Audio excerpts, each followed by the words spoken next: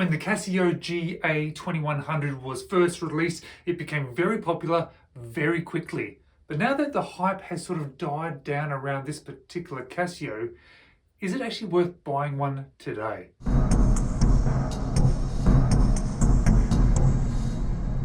Hello, you're watching James. My name's James, you're watching me, and I'm talking about a Casio G-Shock.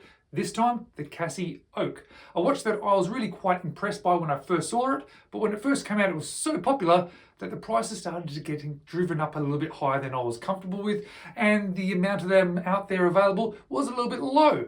But now they've been out for quite some time and they're now easy to buy online. I bought mine off eBay. I ended up paying a little bit more than the standard one because I wanted a particular variation of them. But if you want one, normally they're about 130 Australian dollars. And I want to see now for 130 Australian dollars whether it was worth picking one up. So let's flip the camera around and let's check out the G-Shock Casio Oak.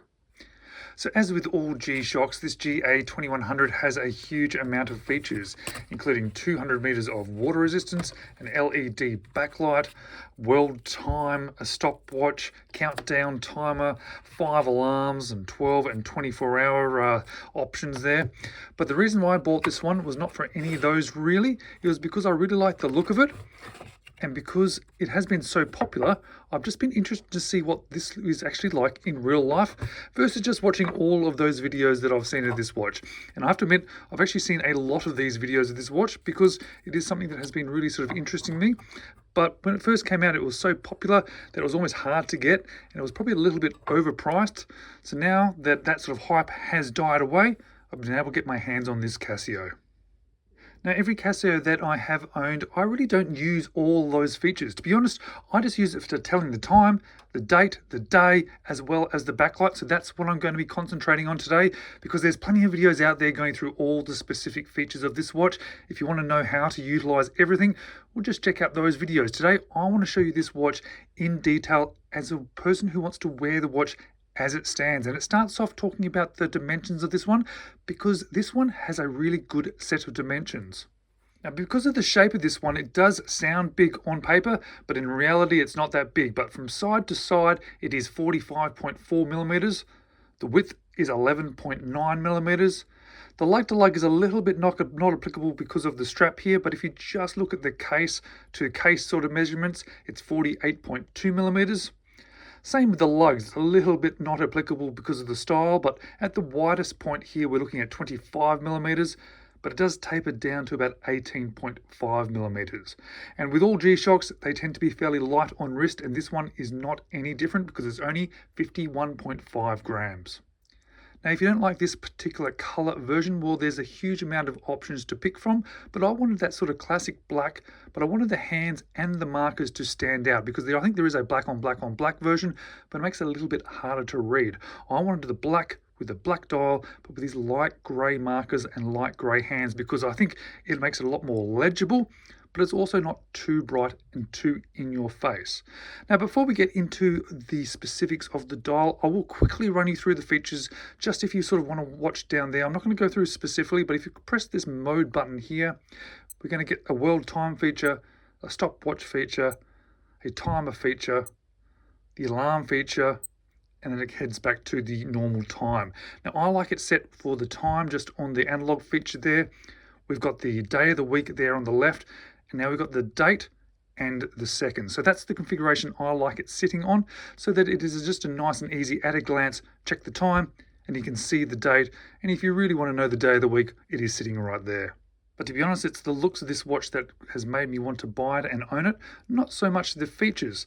So this is a black dial, it's like a matte black, has an inner chapter ring which is also sort of black, but it's these light grey markers that really grab my attention because they sort of inset into that chapter ring and then come out and sit on top of the dial in this real 3D effect, which I think looks absolutely fantastic.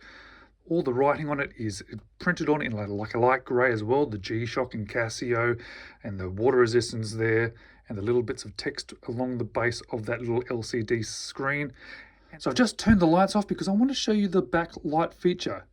As you can see, it is actually quite nice. It's not too much in your face, but it sort of lights that screen up, and then that little LED globe starts up down there in the bottom right.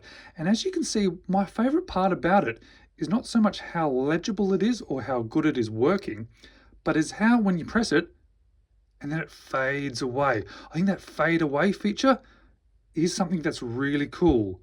Fading away, yes, I can just keep doing that all day and probably just wasting the battery on this one. Now there's also a little bit of lume on the hands, which I'm not even going to bother showing you at this point because it's perfectly fine, but I wouldn't say it's brilliant.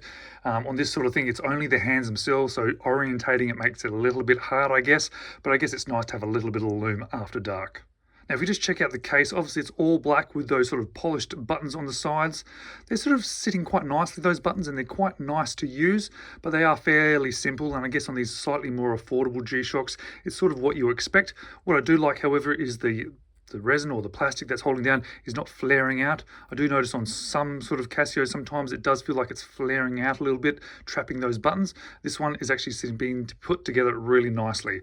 I also like how the G-Shock and protection is written there, also in the light grey. Really gives you sort of something a little bit extra on the whole sort of look of this watch. If you look closely on the edges there, you'll see that we've got light, start, mode and adjust in black, or at least sort of set down inside that sort of resin a little bit. So it gives you something a little bit extra if you sort of look at a corner. Plus, it's also very helpful for the functions of this one to know which button to press. Now, checking out the back of this watch, you'll see it is a screw-on stainless steel case back, and it contains the 5611 module with a carbon core guard.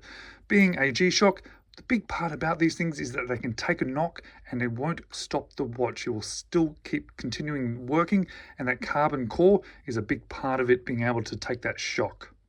The strap itself is perfectly fine and it's great. It feels quite nice. It's exactly what I kind of expect from a G-Shock. It feels very similar to other G-Shocks that I've owned. The hardware is not fantastic, but it's perfectly functional. It is polished, which surprises me a little bit. I think brushed would have been better, but I guess that's not really a big feature about this one. I think just overall, it does really feel like a G-Shock, but it feels like something a little bit different. I actually really like the aesthetics of this one, which is why I think it has been so popular. And I mentioned it has quite a large sort of case diameter, but you'll see on my 17 centimeter or around about 6 3/4 inch wrist, it sits really well. In fact, it's super, super comfortable. And because it is also quite light, it just feels nice. And I like the resin has this sort of almost like a, I don't know, a satinized finish on it. So it's really soft, and you can kind of feel that when you're actually wearing it. Very comfortable. And I think this sort of black colorway with that sort of gray sort of markers is really my favorite of the bunch. So I think I picked the right one for me. So what do I like about this G-Shock? What don't I like about this G-Shock? And what would I change about this G-Shock? Well, firstly, I like how affordable G-Shocks are, and I like how hard wearing they are. But to be honest, I like the looks of this one. I think it's a really good looking watch. And for G-Shocks, I really struggle to like the look of them. Some of them are okay. A lot of them aren't really my taste. But this one certainly ticks the box of looking really good. But I think there is a bit of an inherent flaw with this design, and it's probably something that I probably dislike about it, but I'm not really sure how you would fix it. Those hands, as they're sitting now, are in a good position because you can see the screen, you can see the day of the week, but for a lot of the time of the day, those hands are covering up those features, so you can't see what the date is. You can't see what the day of the week is. And I guess that is a sort of inherent sort of flaw or concern or issue with an analog digital watch, because that's just going to happen. But I don't mind that too much, because the only things I would actually change is not that. I personally would just change the hardware, because that would be a little bit nicer if it was better. But I'd also think that perhaps the one thing that I would really like to change is just to sort of improve the overall feel of this watch. Make it from sort of an affordable, hard-wearing sort of a beater watch through to something extra special.